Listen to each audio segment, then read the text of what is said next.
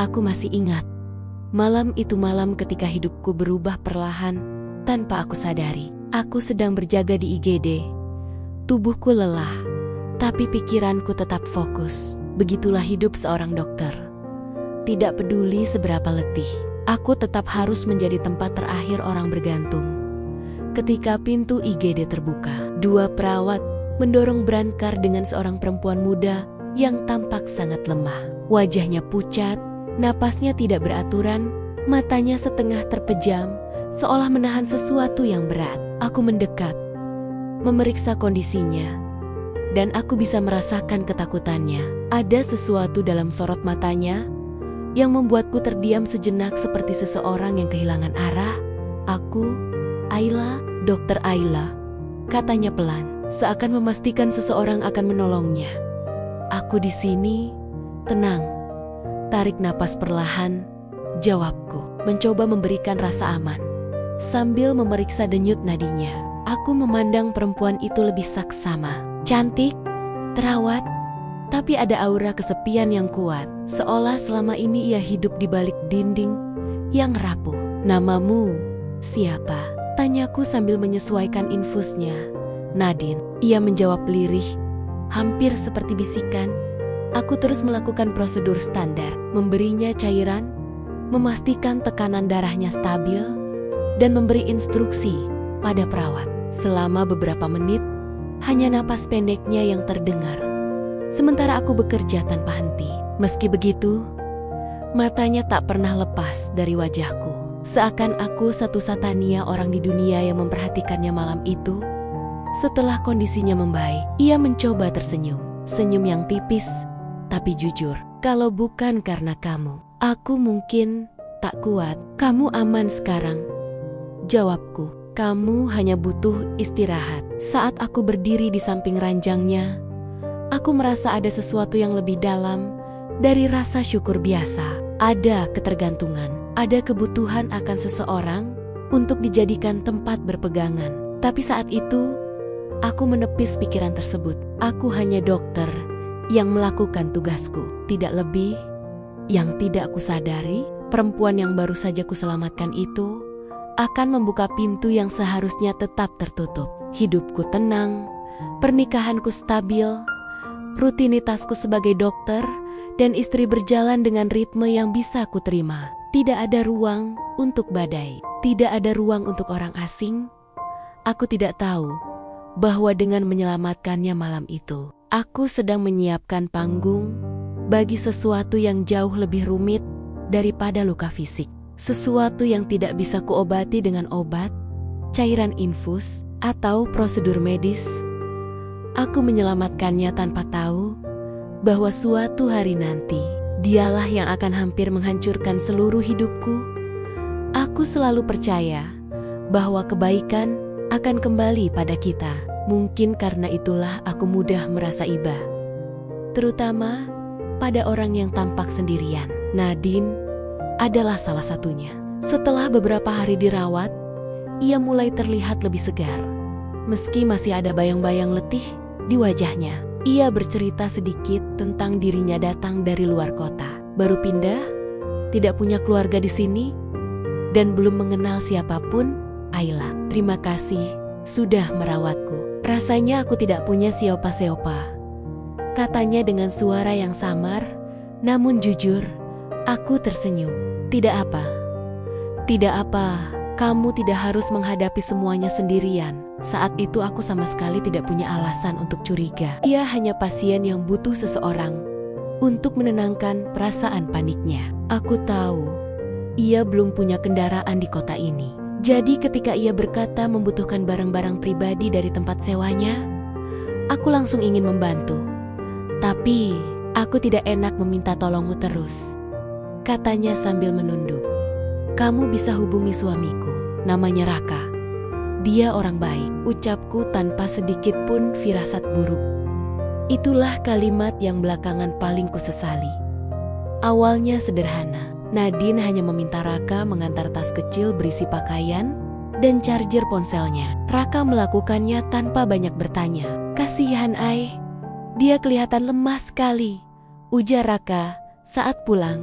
Aku mengangguk. Iya, aku tahu. Hanya sementara kok. Namun setelah itu, permintaannya tidak berhenti. Kadang ia meminta dibelikan makanan, kadang meminta bantuan kecil mengantarkan ke apotek terdekat. Semua masih masuk akal. Dan Raka, dengan sifatnya yang mudah iba, selalu setuju. Aku mulai memperhatikan sesuatu yang halus. Nadine sering mengirim pesan pada Raka, menanyakan hal-hal yang seharusnya bisa ditanyakan padaku sebagai dokternya, seperti rekomendasi makanan atau sekadar menanyakan kondisi tubuhnya yang padahal sudah stabil. Suatu sore, Raka pulang sedikit lebih lama dari biasanya. Ia meletakkan kunci motor, lalu tersenyum kecil. Maaf terlambat, Ai. Nadine minta tolong diantar beli vitamin. Aku berusaha tetap tenang. Tidak apa. Tidak apa. Kamu baik sekali mau bantu. Tapi di dalam hatiku, ada perasaan aneh yang belum bisa kujelaskan. Sesuatu yang seperti hawa dingin yang merayap perlahan di tepi pintu rumahku. Aku mencoba mengusir pikiran itu. Aku dokter. Aku terbiasa menolong orang tanpa ambel-embel. Dan Raka suamiku lelaki yang sudah bertahan-tahan hidup bersamaku. Tidak mungkin ada yang berubah hanya karena satu perempuan yang kebetulan kubantu. Begitu pikirku, yang tidak kusadari, kebaikanku sedang berubah menjadi celah yang perlahan membuka jalan bagi sesuatu yang tidak pernah kubayangkan, datang dari arah yang sama sekali tidak kuantisipasi.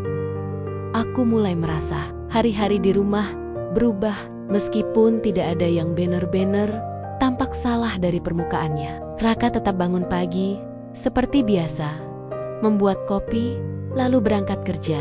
Namun ada sesuatu yang berubah dalam caranya menggenggam ponsel, dalam caranya tersenyum pada layar sebelum menyimpannya, dalam caranya sepat-sepat mengetik saat notifikasi tertentu muncul. Dan perlahan aku tahu, notifikasi itu berasal dari Nadine.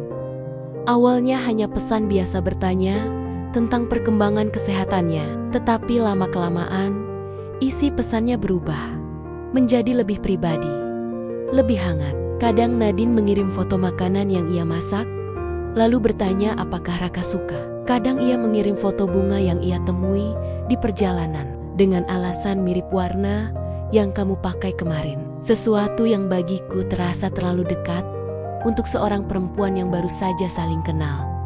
Pada suatu sore, aku melihat Raka duduk di teras sambil menatap ponselnya. Ia tampak terlalu senang untuk alasan yang tidak ku ketahui. Ketika aku keluar membawa teh, ia buru-buru mematikan layar. Bukan gerakan mencurigakan yang jealous ingin menutupi sesuatu, tapi cukup untuk membuatku berhenti. Kamu terlihat senang, kataku sambil duduk di sebelahnya. Raka tersenyum. Terlalu cepat. Cuma lihat video lucu. Video lucu apa? Tanyaku dengan nada ringan. Ya, pokoknya lucu, jawabannya menggantung. Matanya tidak menatapku sepenuhnya, masih bisa ku terima. Namun perasaan tidak nyaman itu makin lama makin tumbuh. Kelihatan dari hal-hal kecil. Raka yang lebih sering memeriksa ponsel sebelum tidur. Raka yang semakin jarang meletakkannya sembarangan di meja. Dan Raka yang tampak lebih hidup ketika ada bunyi notifikasi. Pada suatu malam, aku hendak menjemput air hangat di dapur ketika aku melihat cahaya ponselnya menyala. Raka baru saja mandi. Di layar muncul notifikasi pesan dari Nadine. Kamu pulang lebih cepat hari ini? Aku senang bisa ngobrol tadi. Aku tidak membuka pesan itu. Hanya melihat sekilas, tapi cukup untuk membuat dadaku terasa sesak. Saat Raka keluar, aku tetap bersikap biasa. Hari ini, antar Nadine lagi? Tanyaku hati-hati. Iya, cuma sebentar. Dia kesepian, Ai. Kasihan, jawabnya sambil mengeringkan rambut. Aku mengangguk. Aku mengerti. Hanya, jangan terlalu larut ya. Ia tersenyum kecil. Entah merasa bersalah, atau hanya ingin menghindari konflik. Kamu terlalu memikirkan hal kecil. Hal kecil, begitu katanya. Namun hal kecil itu berubah menjadi sesuatu yang mengusik pikiranku setiap malam. Nadine mulai menyapaku lebih manis, ketika kami bertemu di rumah sakit. Tetapi ada sesuatu dalam tatapannya yang terasa tidak tulus, terlalu lembut, terlalu sopan, terlalu terukur. Puncaknya terjadi ketika aku pulang lebih awal dari rumah sakit. Ketika aku membuka pintu rumah, aku mendengar suara tawa Raka tawa yang tidak pernah lagi kuterima sejak beberapa minggu terakhir. Tawa itu bukan tawa untukku. Aku melangkah masuk ke ruang tamu. Dan di sana, di sofa kami, duduk Nadine. Ia membawa kotak makanan, mengaduk-aduk sendoknya sambil tersenyum pada suamiku. Dokter Ayla, kamu sudah pulang? Nadine berdiri cepat. Seolah tidak menyangka keberadaanku, aku menatap keduanya. Nadine, kenapa kamu ada di rumahku? Raka berdiri, terlihat gugup. Dia cuma mengantar makanan. Aku pikir Raka sering lupa makan. Potong Nadine pelan. Dengan ekspresi seolah ia melakukan sesuatu yang mulia, aku menarik napas panjang. Tidak ada yang berteriak, tidak ada yang marah. Hanya keheningan yang jauh lebih menusuk. Lain kali, kataku perlahan, ada tempat yang lebih tepat untuk mengantar makanan daripada rumah seseorang yang sudah menikah. Raka membuka mulut, hendak mengatakan sesuatu, tapi aku mengangkat tangan. Nanti saja. Nadine menunduk, meminta maaf, lalu pamit. Setelah pintu tertutup, hanya ada aku dan Raka, dan jarak yang mendadak terasa begitu jauh. Saat itulah aku benar-benar menyadari sesuatu sedang berubah, bukan sekadar kebaikan, bukan sekadar rasa kasihan. Ada kehadiran lain yang mulai masuk ke dalam sela-sela kecil di antara kami. Celah yang seharusnya kututup rapat, tapi justru kubiarkan terbuka karena aku terlalu percaya. Aku tidak pernah membayangkan hari ketika langkahku memasuki rumah sendiri, terasa seperti berjalan menuju sesuatu yang tidak ingin kutemukan. Setelah kejadian Nadine datang membawa makanan, aku mulai lebih waspada. Namun aku tetap mencoba percaya pada Raka. Ia suamiku lelaki yang menemaniku sejak awal merintis karier sebagai dokter. Lelaki yang kubela habis-habisan ketika keluarga meremehkannya. Lelaki yang kucintai. Tapi malam itu, sesuatu berubah selamanya. Aku pulang lebih cepat dari biasanya karena ada rapat mendadak yang dibatalkan. Di perjalanan, aku memikirkan Raka, berharap bisa makan malam berdua sambil berbicara tenang. Aku ingin memperbaiki semuanya sebelum keburukan semakin dalam. Aku ingin mengembalikan rumah kami seperti dulu, hangat, sederhana, jujur. Namun begitu aku membuka pintu rumah, harapan itu runtuh perlahan. Lampu ruang tamu menyala lembut. Sepatu wanita ada di dekat rak. Model yang tak pernah kupakai. Wanginya berbeda aroma parfum lembut yang ku kenal dari ruang rawat beberapa waktu lalu. Dan suara itu, suara tawa perempuan yang berusaha ditahan. Aku berdiri diam beberapa detik, memastikan bahwa pikiranku tidak menipuku. Ketika aku masuk lebih dalam, aku melihat mereka, Raka dan Nadine, duduk bersebelahan di sofa. Nadine memegang secangkir teh, sementara Raka menatapnya dengan ekspresi yang tidak pernah lagi diberikan padaku akhir-akhir ini. Ekspresi penuh perhatian dan kedekatan. Tubuhku seketika dingin, rasanya seperti dunia mengecil. Seolah hanya ada aku yang berdiri di tengah ruangan itu, sementara mereka berdua dikelilingi cahaya yang tidak seharusnya ada. Ayla, Raka berdiri cepat. Suaranya gugup. Kamu pulang cepat. Nadine bangkit perlahan. Wajahnya seolah tersentak tapi tidak tampak bersalah. Justru ada ketenangan yang membuatku semakin tidak nyaman. Dokter Ayla, aku hanya ingin mengantar sesuatu. Aku menatap langsung ke matanya. Kenapa kamu di rumahku lagi, Nadine? Aku hanya merasa Raka butuh teman bicara. Jawabnya dengan suara lembut, hampir seolah ingin membuatku terlihat berlebihan. Teman bicara, ulangku, suaraku hampir bergetar. Teman yang datang malam-malam saat suami orang sendirian di rumah. Raka mencoba mendekat. Tolong jangan salah paham. Kami cuma bicara. Aku mundur setengah langkah. Bicara, tanyaku pelan. Bicara tentang apa yang tidak bisa kamu bicarakan dengan istrimu? Raka terdiam. Nadine memegang tasnya, seolah bersiap pergi, namun menunggu sesuatu, mungkin penjelasan dari Raka. Atau mungkin ia ingin melihat bagaimana rumah tanggaku retak saat aku menatap mereka. Aku bisa melihat garis tak terlihat yang sudah terbentuk di antara keduanya. Kedekatan yang tidak bisa lagi disebut sekadar kebetulan atau rasa kasihan. Aku pulang cepat dan menemukanmu berdua seperti ini. Dan kamu masih bilang ini cuma bicara? Tanyaku. Raka menunduk. Aku hanya merasa nyaman bercerita pada Nadine. Dia mengerti aku. Kata-kata itu menghantamku lebih keras dibandingkan apapun. Nadine mengerti dia, wanita yang baru dikenalnya beberapa minggu. Wanita yang ku selamatkan, wanita yang ku beritahu nomor suamiku, wanita yang ku biarkan masuk ke dalam lingkar hidupku karena aku terlalu percaya. Baik, kataku perlahan, berusaha menahan emosiku. Kalau memang kamu mencari kenyamanan di tempat lain, katakan jujur padaku. Raka mengangkat wajahnya, matanya penuh keraguan. Nadine menatapnya, seakan menunggu jawaban yang sesuai keinginannya. Raka, ucapku, apakah kamu menyukai dia?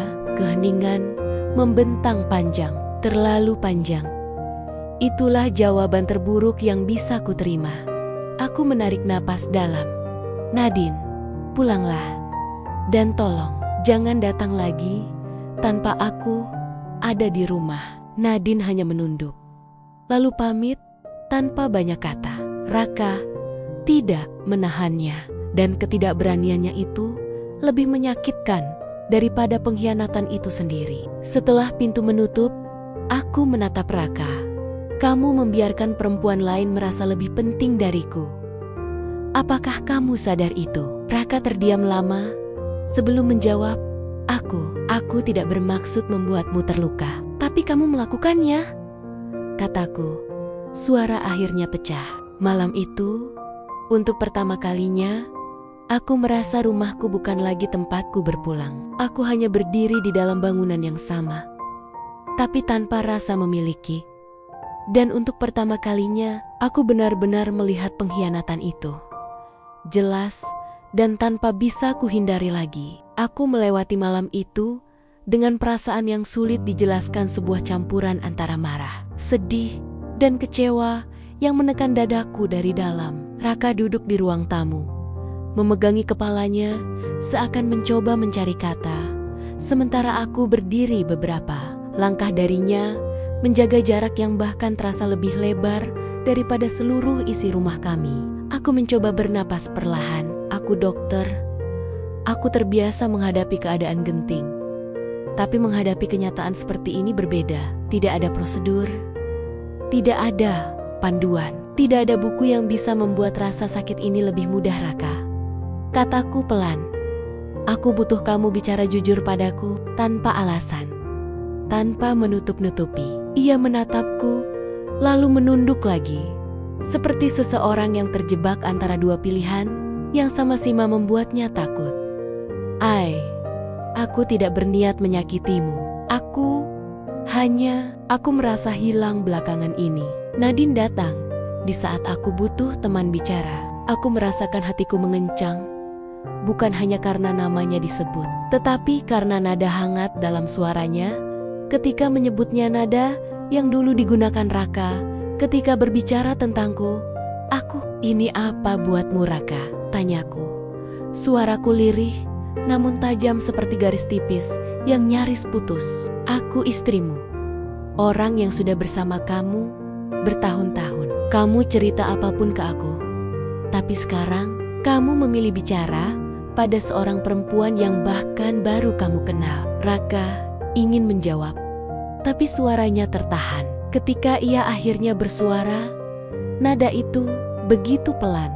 Aku merasa dihargai oleh Nadine. Kata itu seperti membuka luka yang sudah terbuka lebar.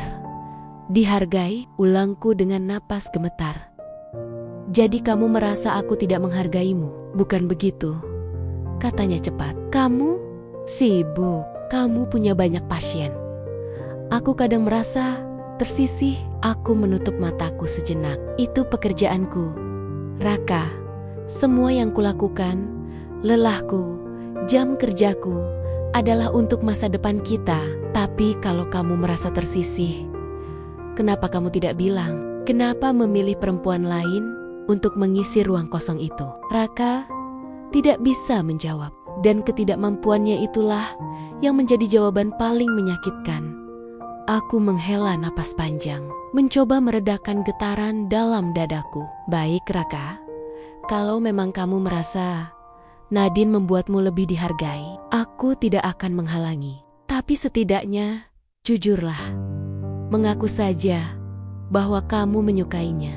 Raka terdiam lama sekali. Begitu lama, hingga aku bisa mendengar suara jam dinding berdetak dalam keheningan rumah yang kini terasa asing.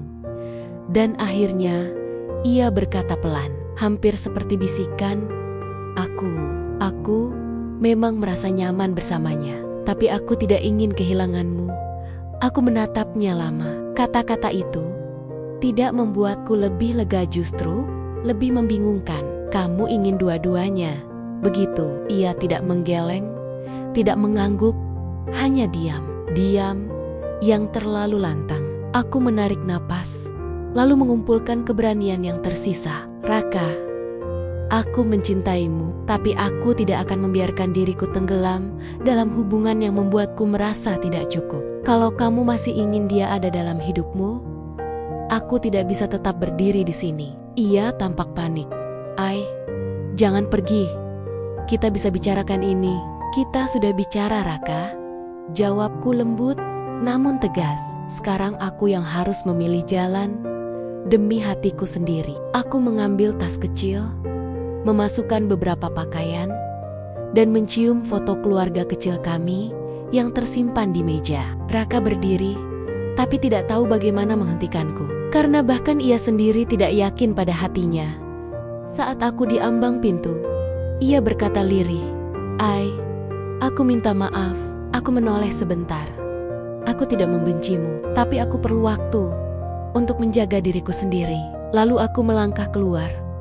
Untuk pertama kalinya sejak kami menikah, aku tidak kembali menoleh pada rumah itu. Aku pergi bukan karena tidak cinta, justru karena aku mencintai diriku sendiri lebih dari rasa sakit yang ditinggalkan pengkhianatan itu. Dan malam itu, keputusan itu menjadi titik paling berat dalam hidupku, tapi juga titik terpenting yang akhirnya menguji siapa diriku sebenarnya.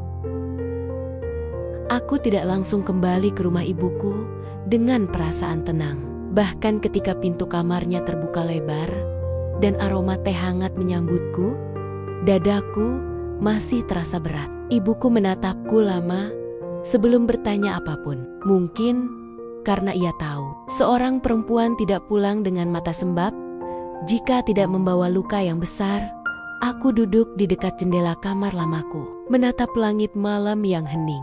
Di sini, jauh dari rumah yang kini terasa asing, aku mencoba merapikan kekacauan dalam kepalaku. Aku menghabiskan banyak waktu hanya untuk memahami rasa sesak yang tak mau pergi. Kecewa, sedih, marah, dan sebuah kehampaan yang tidak pernah kualami sebelumnya.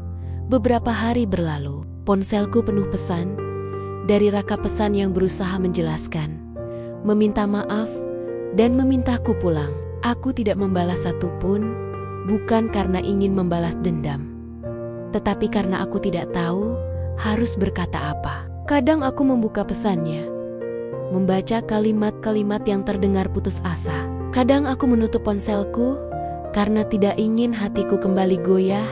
Suatu sore, Raka datang ke rumah ibuku. Ia berdiri di depan pintu dengan wajah yang lebih lelah daripada saat terakhir aku melihatnya. Rambutnya sedikit berantakan, dan ada lingkar hitam di bawah matanya. Aku diam, mencoba menjaga jarak, tetapi ibuku mempersilahkan kami bicara di ruang tamu. Ayla, Raka memanggilku pelan. Suaranya nyaris patah. Aku tahu, aku sudah membuatmu terluka, dan aku sadar sesuatu setelah kamu pergi. Aku menatapnya, menunggu lanjutan kata-kata Nia tanpa menyela. Nadine, dia pergi. Dia bilang dia tidak pernah bermaksud merusak rumah tangga kita. Raka menghela napas berat. Tapi setelah itu, aku sadar bukan dia masalahnya. Aku yang membiarkan diriku mencari perhatian di luar rumah kita. Ia menunduk, menahan perasaannya sendiri. Aku kehilangan arah, Ai. Dan kamu benar, aku mencari kenyamanan di tempat yang salah. Aku mengusap jemariku, mencoba meredakan degup hatiku yang tidak beraturan. Lalu apa yang kamu inginkan sekarang, Raka? Aku ingin memperbaiki semuanya, ucapnya tanpa ragu. Aku ingin pulang bersamamu. Aku ingin kembali memperbaiki caraku mencintaimu. Tapi aku tahu itu tergantung kamu. Aku tidak akan memaksa jika kamu sudah tidak ingin bersama lagi. Aku diam. Kata-katanya masuk perlahan ke dalam diriku, menambah kerumitan yang sudah ada. Aku bukan tidak cinta, jawabku pelan. Aku hanya takut kembali ke tempat yang membuatku merasa tidak cukup. Aku akan belajar, katanya cepat. Aku akan ikut konseling. Aku akan bicara lebih jujur. Aku akan berhenti menerima pesan dari siapapun yang membuatmu tidak nyaman. Aku hanya ingin kamu memberi kami kesempatan lagi. Ada jeda panjang sebelum aku bicara. Raka, aku butuh waktu. Luka ini masih ada. Aku tidak bisa kembali, seolah semuanya tidak terjadi. Ia mengangguk perlahan, menerima jawaban itu tanpa memaksakan apapun. Aku mengerti. Aku akan menunggumu, Ai. Beberapa hari setelah itu, aku benar-benar mengambil waktu untuk diriku sendiri. Aku bekerja seperti biasa, bicara dengan ibuku, dan mencoba memahami apa yang benar-benar kuinginkan. Aku tidak ingin memaksakan kebahagiaan atau menutup pintu hanya karena rasa takut. Aku butuh melihat masa depan dengan kepala yang jernih. Pada akhirnya, pada suatu malam yang tenang, aku duduk sendiri di balkon rumah ibuku. Angin malam lembut menyentuh pipiku. Aku menutup mata dan mendengarkan suara hatiku, suara yang selama ini tertutup oleh rasa sakit. Dan aku sadar, aku masih mencintai Raka. Tapi aku juga mencintai diriku sendiri. Esok paginya, aku kembali ke rumah kami. Bukan dengan senyum penuh, bukan dengan hati yang sepenuhnya sembuh, tetapi dengan langkah yang mantap. Aku mengetuk pintu, dan Raka membukanya dengan mata yang terbelalak penuh harapan. Aku pulang, kataku pelan, tapi kita mulai dari awal. Dengan aturan baru, dengan hati yang jujur, dan dengan kerja dari dua sisi, bukan satu. Raka mengangguk. Air matanya jatuh tanpa ia sembunyikan. Aku janji, Ai, kita perbaiki sama-sama. Mungkin kami tidak kembali seperti dulu, tapi kami berjalan menuju sesuatu yang baru, sesuatu yang lebih dewasa, lebih sadar, dan lebih kuat. Dan di sanalah, untuk pertama kalinya setelah sekian lama, aku merasa mungkin luka ini bisa sembuh. Pelan, tapi pasti. Karena kali ini, aku tidak hanya memperjuangkan cinta, aku memperjuangkan diriku sendiri.